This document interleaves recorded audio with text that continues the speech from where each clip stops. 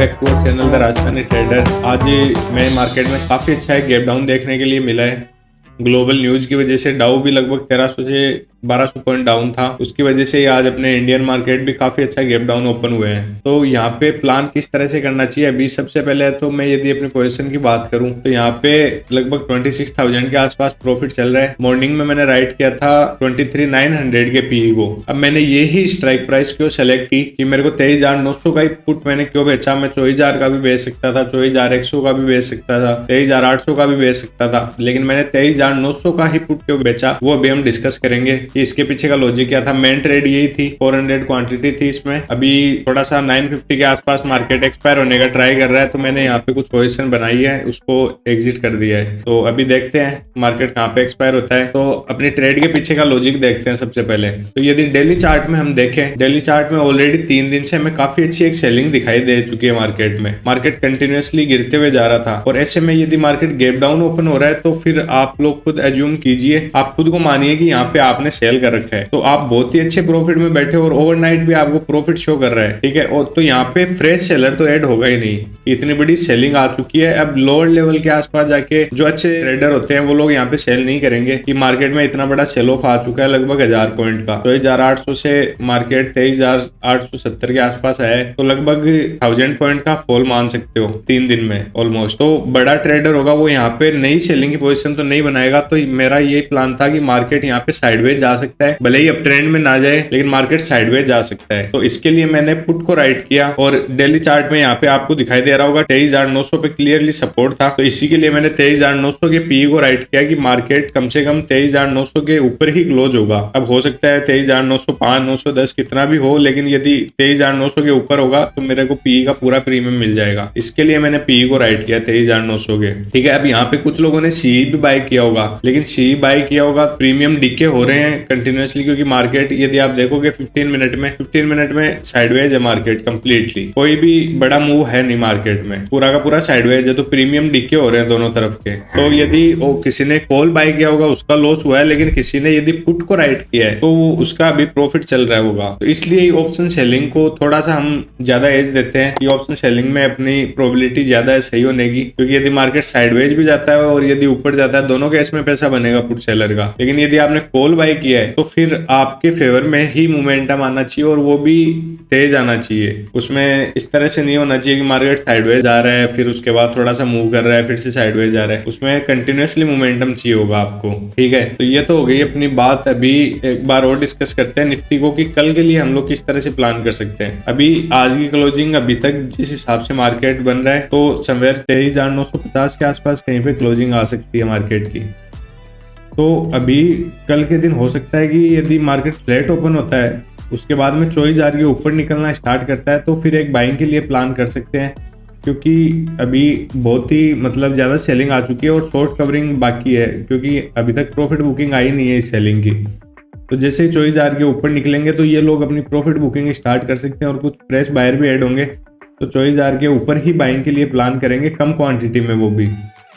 और सेलिंग के लिए भी अभी यदि 1-2 दिन इस जोन पे वेट करता है, उसके बाद में यदि ब्रेक करना स्टार्ट करता है 23,850 को, तो फिर हम सेलिंग के लिए प्लान करेंगे। बट कल इमीडिएटली यदि सेल करने जाएंगे तो हो सकता है मार्केट एक बार के लिए इसका अपने को ब्रेकडाउन दिखाए, 850 तक आए, उसके बाद में तुरंत रिवर्स कर जाए। तो उस केस में फ्लैट के केस में सेलिंग के लिए भी प्लान नहीं कर सकते हैं। अब लेट्स अज्यूम कि कल के दिन भी यदि गैप डाउन ओपन होता है, कल के दिन भी यदि गैप डाउन ओपन होता है तो फिर एक रिवर्सल के लिए प्लान करेंगे, क्योंकि मार्केट में 5 दिन से बहुत ही अच्छा सेल ऑफ आ चुका होगा और उसके बाद में चांसेस है कि एक अपने को रिवर्सल की कैंडल मिल सकती है अच्छी खासी। तो वो हम प्लान करेंगे 5 मिनट या 15 मिनट ब्रेकआउट पे। तो गैप डाउन के केस में बेस्ट सिनेरियो रहेगा कि रिवर्सल के लिए प्लान करेंगे। बाकी गैप अप यदि ओपन होता है तो फिर यहाँ पे सपोर्ट बन जाएगा क्लोजिंग प्राइस के आसपास, और जो ऊपर की तरफ से ये गैप पेंडिंग पड़ा है इस जोन के आसपास रेजिस्टेंस बन जाएगा। तो फिर मार्केट हो सकता है इसी जोन के आसपास अपने को देखने के लिए मिले। ये देखो यहाँ पे ये गैप पेंडिंग पड़ा है, तो यदि मार्केट डायरेक्टली गैप ओपन होता है तो एक रेजिस्टेंस के जैसे काम करने वाला है ये, और फिर ये जो क्लोजिंग प्राइस है अपनी ये काम करेगी सपोर्ट के जैसे। तो फिर मार्केट इसके अंदर इस रेंज के अंदर रह सकता है 2-3 दिन।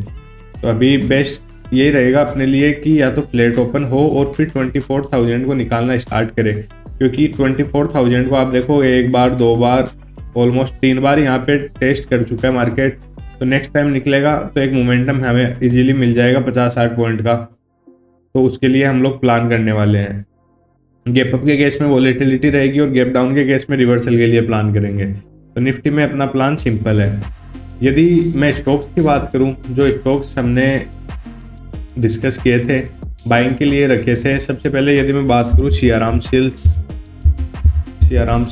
तो यह है सियाराम सिल्क का चार्ट। अब हमने इसको डिस्कस किया था इस जोन के आसपास। हाँ, यहाँ पे क्लोजिंग हुई थी इसकी 970 पे। उसके बाद में इसी दिन हमने इसको बाइंग के लिए प्लान किया था और उसके नेक्स्ट डे लगभग 18 से 20% का मूव हमें अपसाइड में देखने के लिए मिला था। तो जितने भी लोगों ने उस दिन बाई किया होगा, डेफिनेटली 18-20% का प्रॉफिट एक दिन में बहुत अच्छा होता है। तो उन लोगों ने आई होप कि बुक किया होगा प्रॉफिट देखने के बाद में। और अभी मार्केट फिर से 1000 का सपोर्ट लेके एक बार हो सकता है फिर से इसी लेवल को रीटेस्ट करने जाए, थोड़ा टाइम स्पेंड करके फिर से ब्रेकआउट दे। क्योंकि यदि इसको मंथली चार्ट में देखेंगे एक बार, तो यहाँ पे मल्टी ईयर ब्रेकआउट हुआ था स्टॉक में। तो जब भी इस तरीके का चार्ट पैटर्न बनता है, मल्टी ईयर ब्रेकआउट, मतलब 2017 में लास्ट टाइम ये हाई बनाया था समवेयर 800 के आसपास। अभी 3, 5, 8 लगभग 8 साल बाद में मार्केट ने उसी लेवल को फिर से क्रॉस करने का ट्राई किया और ज़बरदस्त मोमेंटम के साथ क्रॉस किया था। तो इसके लिए हमने इसको बाइंग के लिए प्लान किया था और मोमेंटम में काफ़ी अच्छा हमें रिटर्न भी मिला। यदि मैं दूसरा स्टॉक बात करूँ, जेन टेक्नोलॉजी में भी काफ़ी अच्छा मोमेंटम था। इसको हमने रखा था 2167 रुपये के आसपास कुछ प्राइस चल रहा था उस टाइम पे। तो अपना दूसरा स्टॉक है जेन टेक्नोलॉजी। इसको इस जोन के आसपास हमने बाइंग के लिए रखा था इस वाली कैंडल की क्लोजिंग पे। ये है 13/12/2024 की। उसके नेक्स्ट डे ही इसमें भी लगभग 8 से 9% का मोमेंटम था और उसके नेक्स्ट डे भी फिर से 5 से 6% का मोमेंटम था। तो इसमें भी लगभग 14 से 15% हमें रिटर्न देखने के लिए मिल चुका है 2 से 3 दिन में। इसको भी ब्रेकआउट के बाद में ही बाइंग के लिए प्लान किया था ताकि मोमेंटम में स्टॉक अपने को इजीली मिल पाए। तो यहाँ पे इस वीक की क्लोजिंग के बाद में इसको प्लान किया था और अभी आप देख सकते हो 2170 से ऑलमोस्ट 2421 अभी चल रहा है और 2500 का हाई लगा चुका है।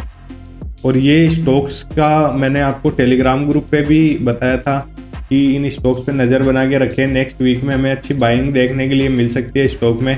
इस वीक की क्लोजिंग के बाद में हमने डिस्कस किया था। तो अभी फिर से कोई अपॉर्चुनिटी दिखेगी तो मैं आपको ज़रूर बताऊंगा, हम डिस्कस करते रहेंगे। तीसरा स्टॉक हमने रखा था दीपक बिल्डर्स। ये इसी जोन के आसपास बाइंग के लिए रखा था 198, 197 के आसपास और ये भी उसी जोन के आसपास चल रहा है। स्टॉक वहीं पड़ा है, कोई हमें खास मोमेंटम देखने के लिए नहीं मिला है।